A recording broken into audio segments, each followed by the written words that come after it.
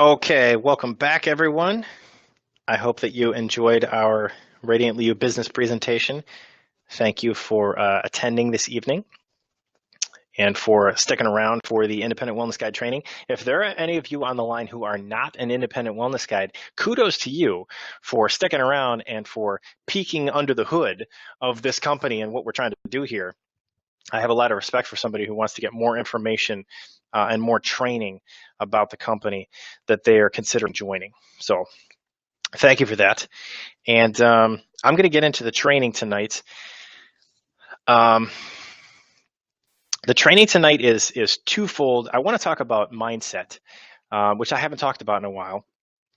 But I want to talk about what goes on between your ears, the 6 inches of space that might be the biggest deterrent to success in this business. I know it certainly has been for me. And so if you're experiencing the self-doubt, if you will, at any point in this business, and it certainly doesn't crop up just in this business, it crops up in life, right? These phrases that we tell ourselves that might have been habitual, unless we are conscious of what we're saying to ourselves, unless we're conscious of our mindset, the weeds start growing in there. The example of your mind is like a rose garden, I've heard this from Brian Tracy. If you plant a garden, and I know many of you on the line have actually planted your gardens recently, so congratulations to you. Up here in Western New York, we've gotten a ton of rain recently, which is fantastic for a garden. But also, what happens when it rains a ton on your garden outside? The weeds grow, right? And so Brian Tracy likens your mind to a garden. You can cultivate wonderful, wonderful flowers in your garden that can be beautifully presented and provide a lot of joy and success for you in your life. But if uncultivated, if untended, the weeds take over. And it doesn't take any effort. Here's the thing. It doesn't take any effort for weeds to grow, does it? If you wanted to just plant tomatoes in your garden in the beginning of the spring, I don't actually know when tomatoes are supposed to go into the ground, but if you put in hardy, healthy tomato plants one time into rich soil, put them in a great spot with sun, and watered them regularly, and then came back 3 or 4 months later, would the only thing growing in that spot be tomato plants without any tending, with ripe, juicy red tomatoes on it? No, of course not. It's a silly example, but my point here is that it takes no effort to grow weeds and to grow unwanted ideas and things and habits in your own mind. And so the manifestation or the presentation of your mind is affected by the amount of cultivation that you put into your thoughts. And so it's important to stand guard at the door of your mind. The thoughts that run through your head on a regular basis have been put there by you or put there by someone else, but you allowed it to happen, either unbeknownst to you or consciously, years or months ago, that are now still running on repeat day in and day out in your brain. When you wake up in the morning, when you go to bed at night, the same thoughts are generally there unless you take charge. And so to create the type of mindset that I believe will help you in this business and succeed to get the things that you would like out of life, the first part is simply being aware of the things that you're saying to yourself. And if you're interested, enroll someone else in this process because they can hear the things you say out loud. And that might be some of the first precursors to allowing yourself or your partner or your spouse or your kids or somebody else you put on the hook to tell you that you could rephrase something to give yourself a better advantage in what you believe to be true for yourself. I believe that the things that we think become the things that we see in our lives because our conscious mind is programming our subconscious mind all day long. The things that we say, the judgments we make, the things that we think about is telling our subconscious mind when we're not paying attention to it, this is what I believe about this situation, this person, this attitude, this situation in my life, this business partner, this coworker, all the judgments we make, our subconscious mind has to prove to be right. I'm not sure if it was Emerson or not. I might be misquoting, but he talks about the head and the heart, or the head and the body. Right? The thinker thinks and the prover proves. He's talking about when he's talking about the thinker thinks, that's your brain, that's your mind. And then he points to the middle of his abdomen or the middle of his chest and says the prove or prove. So when you think something in your conscious mind or make a judgment consciously, your subconscious mind has to prove that to be true for you. Otherwise, your entire existence is a paradox, right? So your conscious and subconscious mind, your subconscious mind is always trying to keep the things that you say and judge to be real for you in your reality true, so that you don't live in this terrible existence of duality, right? So the things you say to yourself, whether they're good or bad, are very impactful, and your subconscious mind has to prove these things to yourself. I'm going to get into that a little deeper in just a little bit here. What I want to ask you now, I'm going to go back into mindset here. I want to go into the technical aspect of how this works inside your business, okay? Have you ever thought about the type of income you're earning or were earning at the last job that you had, or the last time you were earning an income? Could be right now. You could be having a part-time job, full-time job. You and your spouse, the family, over the last decade or so, you've been in multiple situations where you were earning an income. Whatever number that was, did you ever think to yourself, there's probably somebody out there that earns more than I do? Not right in your house, right in your company, not right next door, right? But there, especially with our access to the media nowadays, there's somebody, let's just say, there's somebody that earns 10 times as much as you do, right? And we all know that the one constant here is that people here on this planet, this existence, have the same amount of time. It's the only thing that we have in common all across the board. Everybody has the same amount of time. So if you're earning $70,000 a year, let's take as an example, somewhere there's probably somebody earning 10 times what you are earning. And admittedly, they might be in a different field or they might have a different skill set, but they're doing that in the same amount of time that you have, right? 70,000 in 1 year or 700,000 in that same year. Now, I have often thought that. The other question that comes to my mind is, even though someone earns 10 times as much, there's probably a good chance that they don't work 10 times harder. And they certainly don't work 10 times longer. That's not even possible. Even if you were working 24 hours a day, there's no way they could work 10 times longer. They can't even work 10 times 4 hours a day. So that's clearly not it. And they're probably not working harder as well, because they would kill themselves, because you work really hard at what you're doing. Even if you're only working making $20,000 a year, you still work hard at it. There's no way somebody could work 10 times harder than you and simply because of that earn 10 times more. So those two things couldn't be the reason that they're earning 10 times more. They must be doing something differently with their time, though, right? They must be doing something that you're not doing. They must know something that you don't. And so my question to you tonight is, if you knew what that thing was, would you do it too?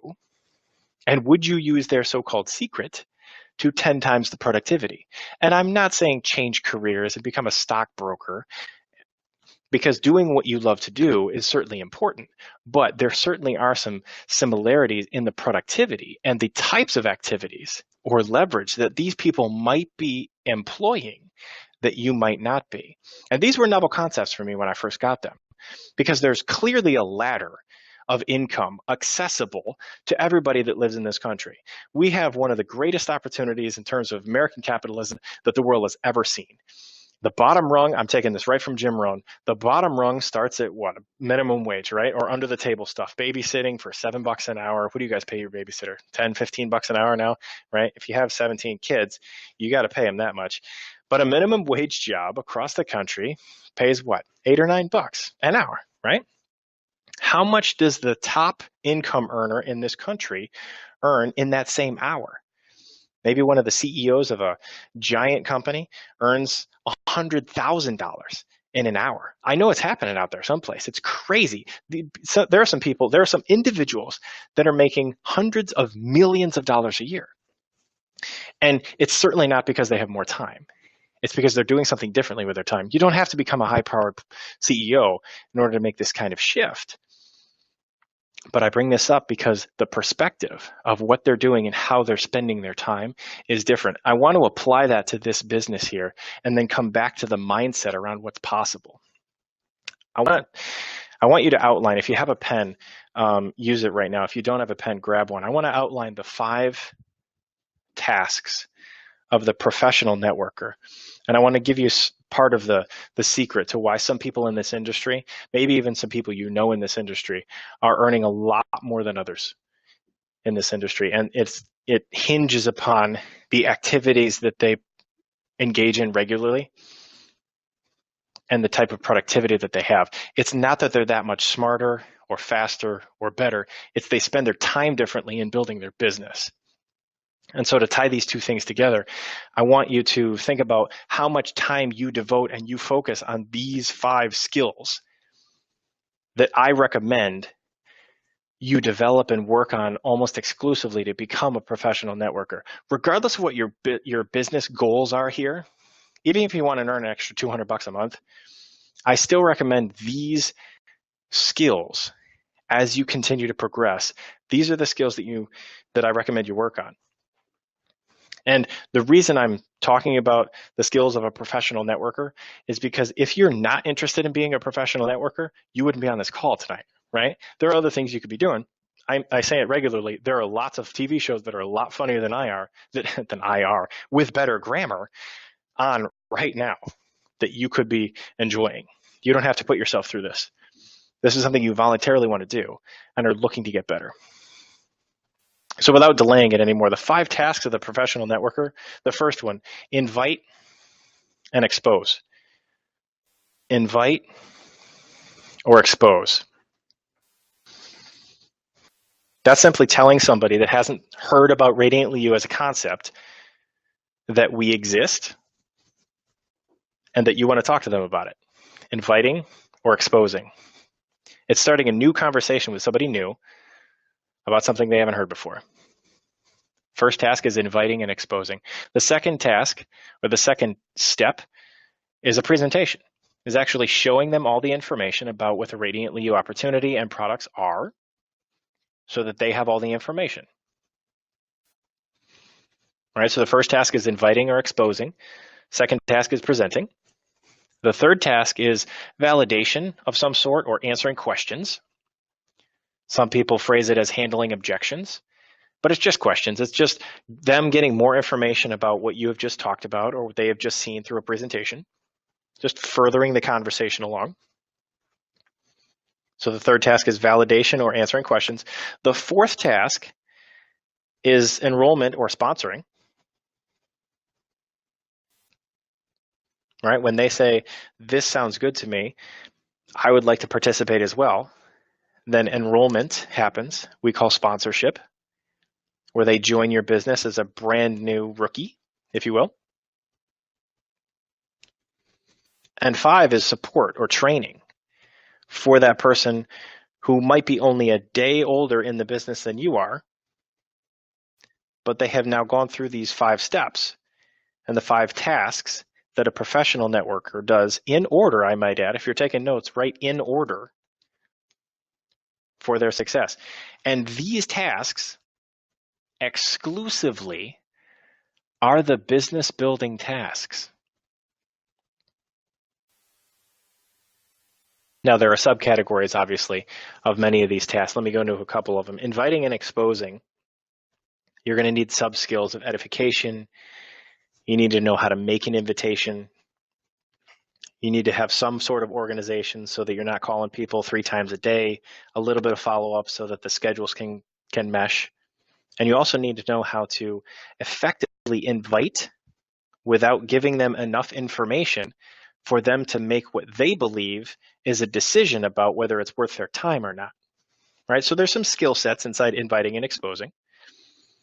The second task of presentation, that's something that's important as well, which is why we recommend that you watch someone else present this business soup to nuts 10 or 12 times before you do it yourself, so that the information can be presented in the correct way, in an efficient manner, and so that the other person or the recipient of the presentation can be walked through a series of systematic and sequential steps that make sense for the conversation so that they can understand what it is we're doing and why they could participate.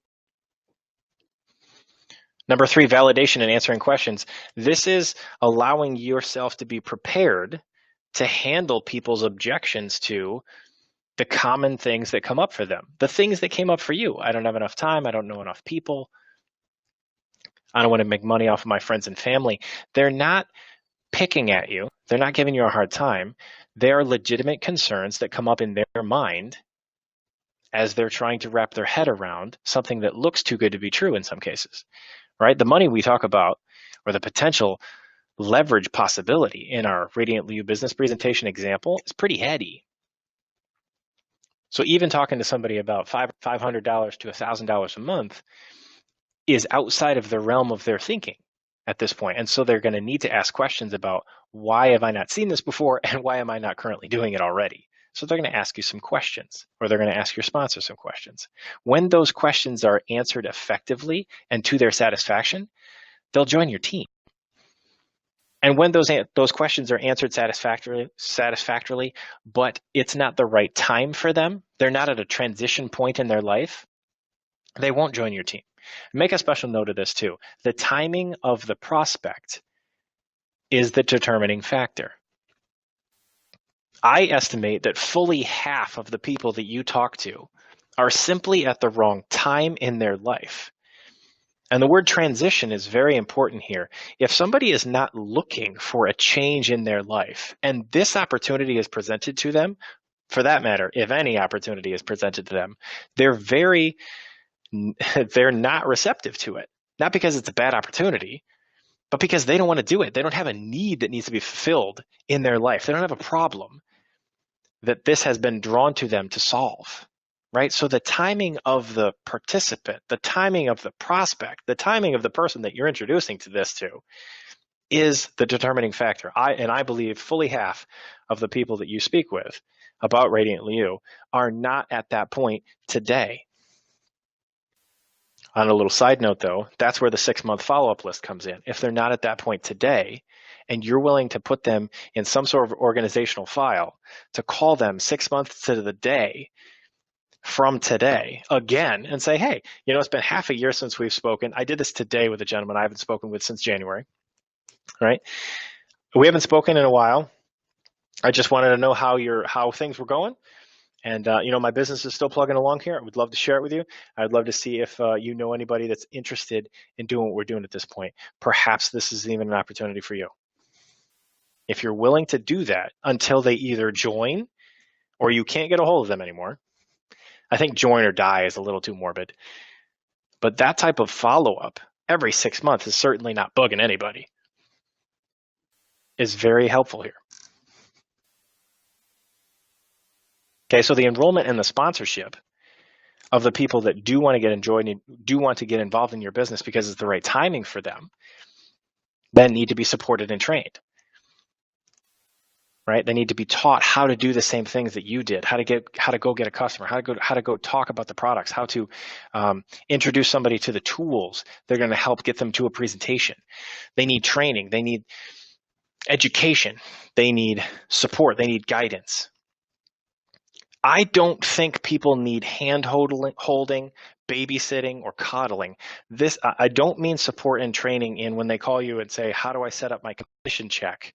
Or my package is delayed. How do I handle that? I don't think support and training should be spent on those type of questions. We've tried to build an infrastructure corporately that handles those kind of things. I think the support and training is teaching your people where to get the information. It's like giving somebody a library card instead of reading to them. It's, here's where the information and knowledge is. Go get it. Let me help you go find where the answer is instead of giving you the answer. And you get to set the precedent in your business, and you get to determine how people treat you in your business as well. Because if you answer their questions with either an I don't know, which is a completely reasonable answer, by the way, you don't have to know every answer in this business. You certainly don't. But if you know where to get the answer or who has the answer, then you can teach your team and even your customers where to go get that information without you. It may sound callous, but remember, I'm talking about the 5 tasks of the professional networker who wants to spend their time building a tremendous business so that they can help the most amount of people. I don't mean brush off people. I don't mean answer legitimate questions. I don't mean don't support them when they're having a bad day. But I do recommend spending your time with the people who understand that this is a roller coaster. Understand that there's going to be some time outside their comfort zone that is not going to feel comfortable for them. Understand that their success here is determined by them, not you. That's what I mean by supporting and training. Give them the knowledge, give them the location of the information, and let them go get it so that they can build their business the same way. Because then you're going to truly develop a team of leaders, because leaders don't need you. And it's a blow to the ego in some cases. It certainly was for mine. But creating independent wellness guides is going to actually save you more time and allow them to be more successful because they're not dependent on you all the time. Sorry for the bad pun there. So those 5 tasks, I recommend that you repeat and regulate regularly in your business.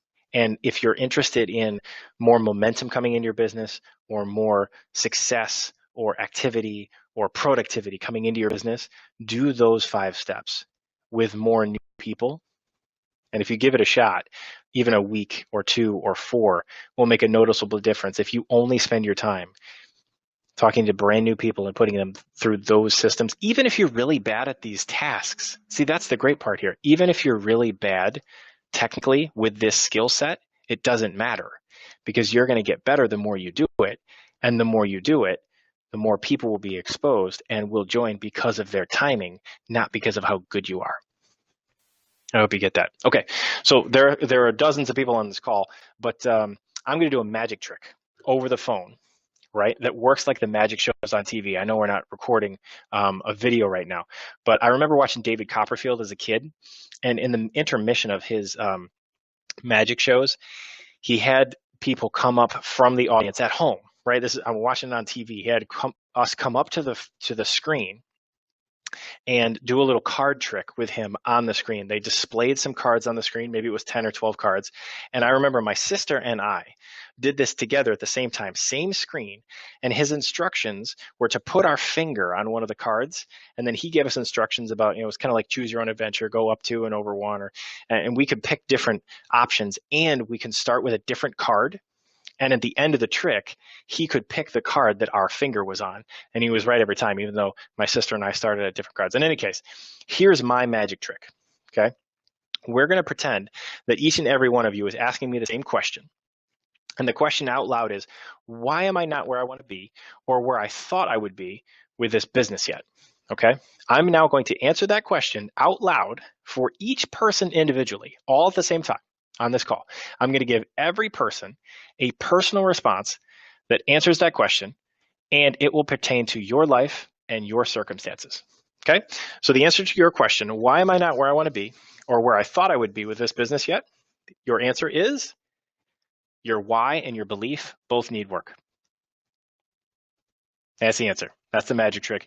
And I anticipate that it's correct for every person that theoretically asked me that tonight. Your why and your belief both need work. Your why is the reason that you're putting yourself through this learning curve. Your why is the reason that you are not watching television or sleeping right now and listening to me. Your why is the thing that I hope has kept you up at night, because you start dreaming again. Because you start thinking about the things that are possible for you with an opportunity like this. Your why might be lying in bed next to you. Your why might be a small little guy or girl lying on top of you right now. And it's not just, I want to provide a better life for my family. It's the tangible differences that you could make and how badly you want that for your family. That is the why that makes a difference here. Now, your belief is twofold. First, it's your belief in the opportunity and the value that you offer. right? Your belief in the products, your belief in the business, products first, your belief that the products can do something for the people you care about and the people you're offering them to. Your belief that the price is fair, your belief that the results that they will get from using this product are worth it and are good. Your belief that the products will make their home and their household safer and cleaner, and your belief that it will add value and solve a problem that they didn't even know that they had before you told them about these products. Your belief in what you're offering as the products is important. And your belief in the business opportunity, the belief that you have in what you're offering to someone, whether the timing is right for them or not, your belief that you could be offering them something that could change their life. And it doesn't mean change their life, they're going to become a millionaire in 3 years and their entire zip code is going to change. But the fact that you could be offering them something at a time in their life where they're looking for change, they're looking to step outside of the ordinary, they're looking to step outside the box and try something, maybe they've even tried it before, that could actually make a difference this time in their life. You could be that conduit. You could be that person that if you're strong enough and brave enough to talk to them about it, could be the difference maker forever. I've met some people in this industry that their lives are completely different because of an opportunity like this that they'd never seen before. My best friend is living a completely different life now because he took advantage of an opportunity and ran with it. He was always a hard worker, but he was always struggling to get by because he was only as good as his last sale. He's a natural sales guy and he loves people. But because of this opportunity, leverage and duplication and being able to build something and help other people, he now lives the life of his dreams because of the industry and because somebody was willing years and years ago to say, hey, do you want to take a look at this? And the timing is right. Right? And so second, in your belief, I mentioned it's twofold. First is you believe in the opportunity and the value in the products here. Second, and most importantly here, is the belief in yourself. Do you believe that you can do this? Do you believe that you're worth it? Do you believe that you're worth the why, the reason why that you have in your head? Do you believe that you'll actually succeed? This goes back to the mindset I started with earlier. Do you tell yourself that this is for you? Do you tell yourself that this is something possible for you? And it's important that you're truthful with yourself here. What you say to yourself, what you say out loud, I believe is impactful on the results you see in your business and in your life.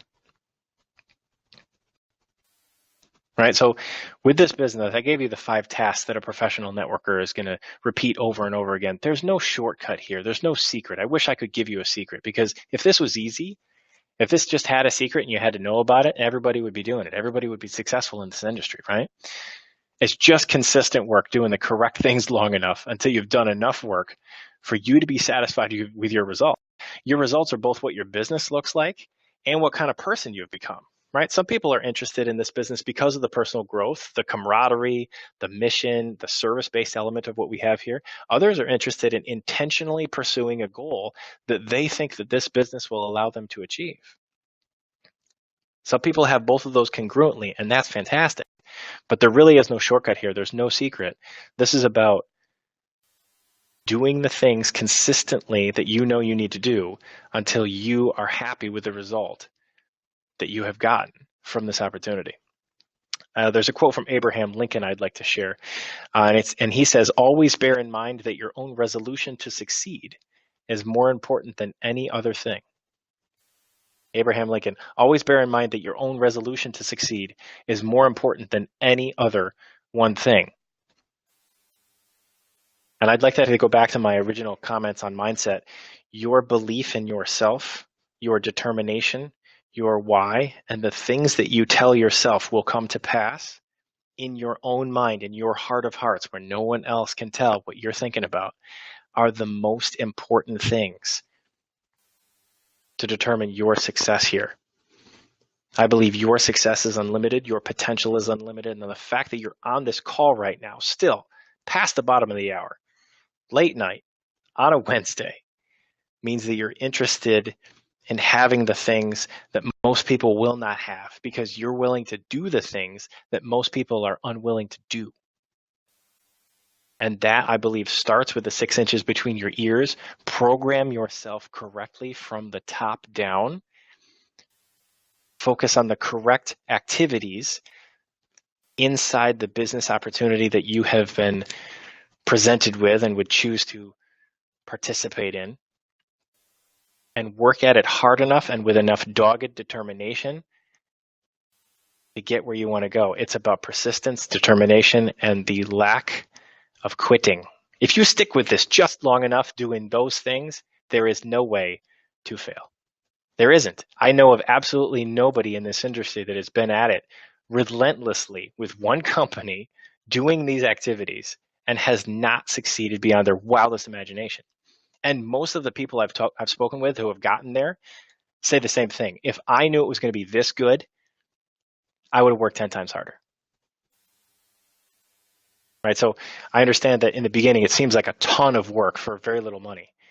But for those of you on the other side, or those of you going to be on the other side, I hear this countless times.